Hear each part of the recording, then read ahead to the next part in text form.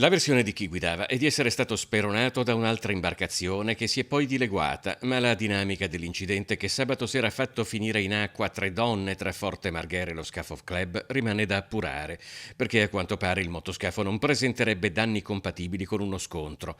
In ogni caso le forze dell'ordine sono alla ricerca di testimoni che possano confermare o smentire la presenza di un'altra imbarcazione, perché gli inquirenti tenderebbero al momento a non escludere anche la possibilità che a far sbilanciare le passeggere possa essere stata una manovra azzardata o improvvisa. In ogni caso la barca sarà sottoposta a sequestro e a verifiche tecniche dalle quali potrebbero arrivare delle risposte. Delle tre donne finite in acqua, la più grave rimane ricoverata in terapia intensiva e la prognosi è riservata. Si tratta di una 58enne che ha riportato un trauma cranico ed è rimasta a lungo nell'acqua fredda.